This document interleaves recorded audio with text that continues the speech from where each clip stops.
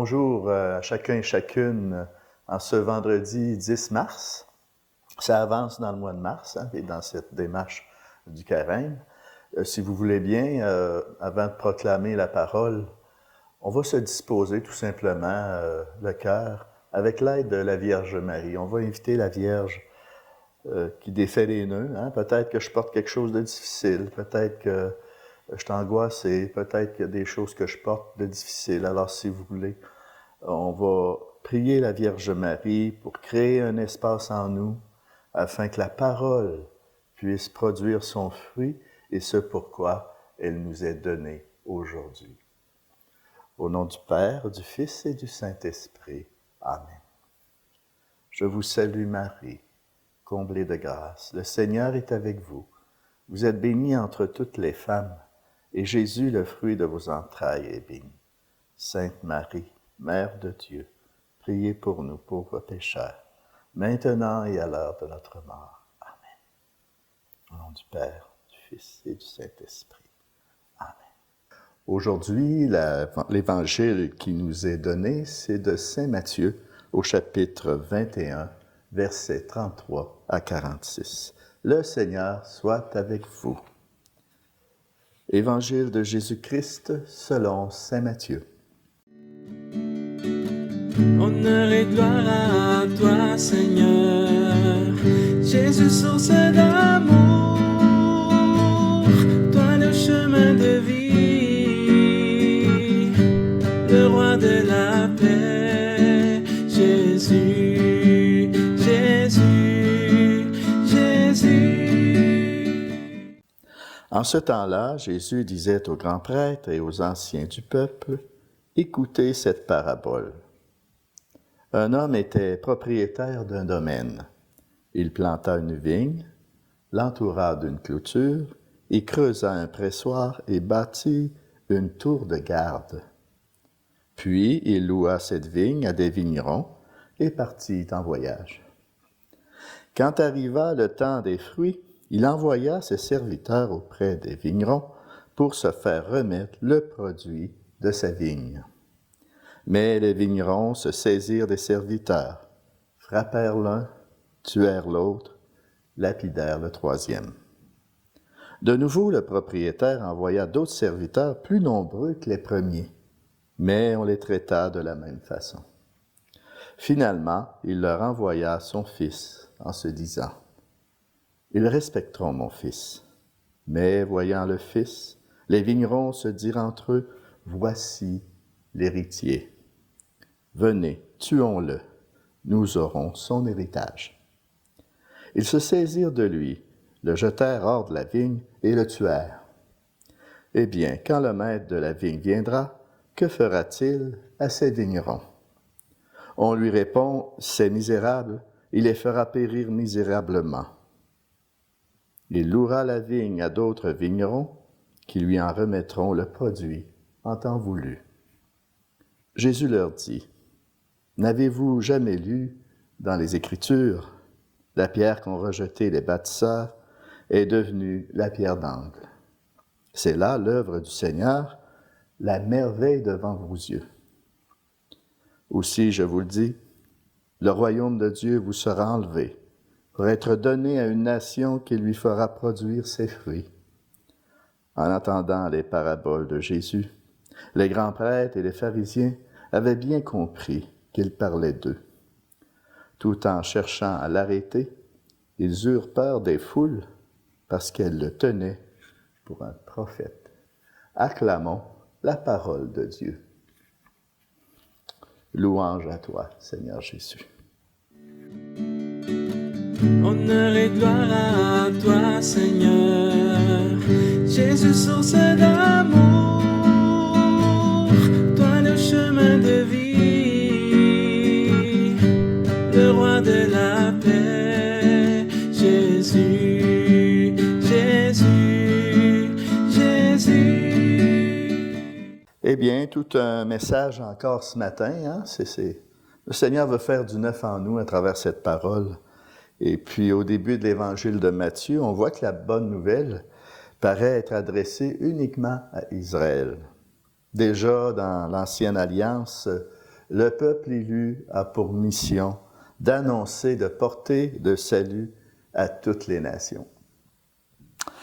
Cependant, ce peuple d'Israël, ce peuple élu, en quelque sorte, n'ont pas été fidèles à la mission qui leur était confiée par notre Père du ciel. Ils se sont accaparés les avantages et à travers des lois qui étaient quand même assez difficiles à vivre pour le petit peuple, ils se pensaient sauvés juste par le fait d'appartenir au peuple d'Israël, un peuple juif, juste le fait d'appartenir à ce peuple à qui la mission avait été confiée, et juste le fait d'être circoncis, ils se croyaient sauvés, tout en étant fils d'Abraham. Alors Jésus, le médiateur de la nouvelle alliance, qui entre en jeu dans tout ça, il s'entoure des 12 apôtres pour démontrer vraiment ce symbole parlant, ce geste parlant, qu'à partir des 12 apôtres, c'est le nouvel Israël, appelé à donner des fruits de vie éternelle et d'annoncer ce message nouveau dans la façon d'être proclamé à tous les peuples de salut. Parce que la bonne nouvelle, c'était pour toutes les nations. Cette bonne nouvelle est pour tous les peuples.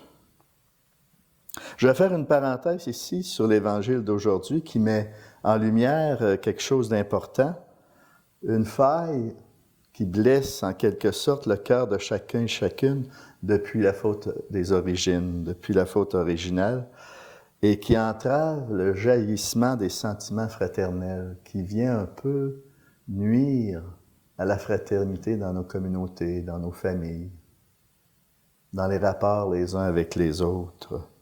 Et on peut la nommer, c'est la jalousie. On voit ça aussi au cœur de cet évangile. Il faut reconnaître que c'est une tentation fréquente, même dans nos communautés chrétiennes. Hein? On a besoin sans cesse de demander au Seigneur cette purification profonde, d'être purifié de cette tâche, en réalité, qu'est la jalousie, pour ne jamais accepter volontairement en nos cœurs le moindre sentiment de jalousie par rapport à un frère, à une sœur. Parce que si facilement la jalousie se transforme en rejet, se transforme en haine. C'est un poison dans les relations fraternelles. Donc, Jésus, avec les 12 apôtres, vient instaurer ce nouvel Israël, et aujourd'hui, c'est l'Église. C'est l'Église et tous les baptisés qui sont le nouvel Israël. On a reçu en la personne de Jésus le Christ et son message un présent unique, quelque chose de précieux que nous devons faire fructifier. On ne peut pas se contenter de vivre d'une façon individualiste et fermée sur notre petite foi à nous. Il faut la communiquer, il faut être contagieux et en faire don à chaque personne que le Seigneur met sur notre route. Il en découle que le premier fruit est que nous vivions notre foi dans la chaleur de notre famille, à l'amour que nous avons les uns pour les autres, et aussi à l'intérieur de nos communautés chrétiennes. Est-ce que c'est l'amour qui nous anime les uns pour les autres? Parce que c'est à l'amour que vous avez les uns pour les autres que les gens vont vous reconnaître comme disciples du Christ. Et c'est à l'intérieur d'une communauté chrétienne ouverte, c'est-à-dire missionnaire. Par la force de la beauté du ressuscité qui est au milieu de nous. Il est toujours au milieu de nous. Nous devons nous appliquer à ce que notre communauté chrétienne soit attirante à travers tous ses faits et gestes. Ça a l'air banal, mais je pense que c'est quelque chose de, mon Dieu, une question de vie ou de mort pour nos communautés. La façon qu'on vit la fraternité les uns avec les autres. Est-ce qu'on se fait confiance? Est-ce qu'on manifeste l'amour de Dieu au milieu de nous, les uns envers les autres? Avec la participation de chacun de ses membres, dans cette capacité qui nous est donnée du Christ ressuscité, dans ce don de la présence du Christ en nous, on a à rayonner cet amour. Ça doit nous sortir par les pores de la peau pour enfin engendrer des hommes et des femmes à la vie nouvelle dans le Christ. Quand on regarde l'histoire de l'Église et du monde en général, nos sociétés, on voit souvent que les gens veulent bien garder l'héritage qu'ils ont reçu de la part de leurs parents, des grands-parents, qui avaient beaucoup la foi. On sent dans notre société aujourd'hui ce désir de continuer à transmettre tout ce qui peut être dignité personnelle, toutes les valeurs qu'on a reçues de nos parents, nos grands-parents, qui étaient animés par la foi. Des gens tiennent encore des valeurs de partage, de pardon, des valeurs d'amour, des valeurs de justice, une vision nouvelle pour l'être humain.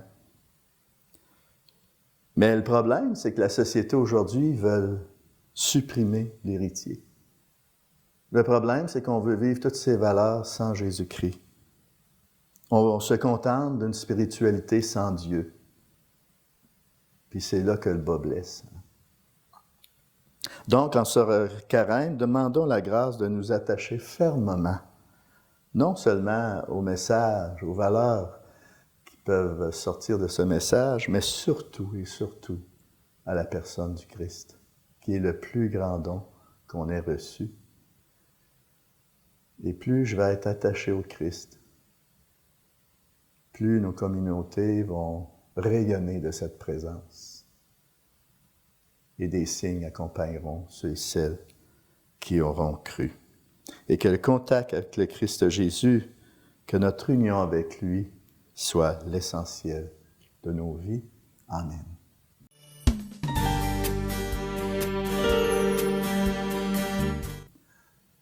On va demander au Seigneur une bénédiction pour ça.